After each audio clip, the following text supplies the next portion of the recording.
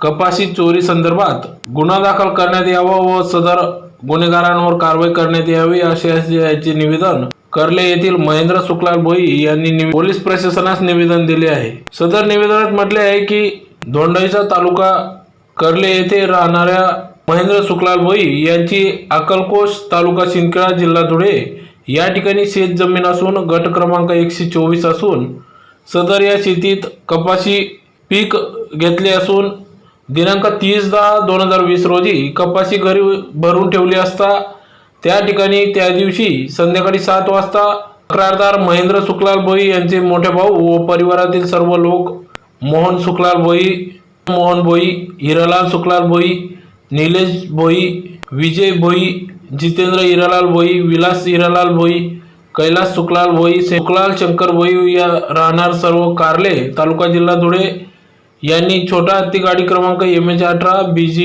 4525 असे सोबत घेऊन सदर कपाशी गाडीत भरून चोरी केली असून या संदर्भात धोंडाच्या येथे गुन्हा दाखल करण्यात आला असून त्यांच्यावर लवकरात लवकर कारवाई करण्यात यावी असे याचे निवेदन आज SP ऑफिस या ठिकाणी पोलीस अधीक्षक चिन्मय पंडित यांना निवेदन दिले आहे। तर याबाबत चोरी करीत असताना महेंद्र सुखलाल भोई चोरी करणाऱ्यांविरोधात गेले असता ठार मारण्याची धमकी देत तेथून कपाशी चोरून नेली असल्याचे यावेळेस सदर निवेदनात म्हटले आहे। तेथील पोलीस पाटील प्रफुल्ल देवीदास पाटील राहणार कर्ले यांनी देखील कारवाई करण्यापासून रोखून धरले, दुर्लक्ष केले व सदर स्थानिक पोलीस स्थानकात गुन्हा दाखल होऊ दिले नाही। त्यामुळे संबंधित पोलीस पाटील देखील चोरी करणाऱ्यांना आश्रय देत असून या संदर्भात लवकरात लवकर कारवाई करण्यात यावी असे याचे निवेदन देण्यात आले। या संदर्भात संबंधित सुखलाल भोई यांचे मोठे भाऊ व परिवारातील सर्व लोकांपासून 15 वर्षापासून त्रास सुरू असून महेंद्र सुखलाल भोई यांना ठार मारण्याची धमकी देत आहे। त्यांना त्यांच्या शेतीचे नुकसान करून मागील काही दिवसापूर्वी 2 बैलांना देखील ठार केले। या संदर्भात देखील तक्रार दिली होती, परंतु कोणत्याही प्रकारची आरोपींवर कारवाई झाली नाही। त्यामुळे सदर या आरोपींवर कारवाई करण्यात यावी व मला न्याय देण्यात यावा असे या निवेदनात म्हटले आहे।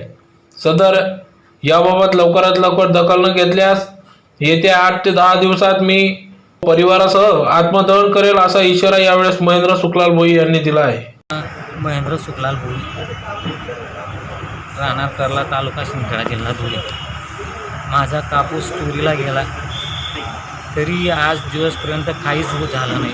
तक्रार केली पोलीस स्टेशनला तरी काहीच झालं नाही आणि पोलीस पाटील गावाचं त्यांना सपोर्ट देतो, पोलीस स्टेशन पण त्यांना सपोर्ट देतो। करायचं काय, मरायचं काय औषध कोणी, लोकांचं काय द्यायचं घ्यायचं, मग पैसे घेतलेत व्याजाचे, खत मजुरी बियाणं याच्यासाठी काय करायचं, काही औषध प्यायचं का भाऊ असं सांगा।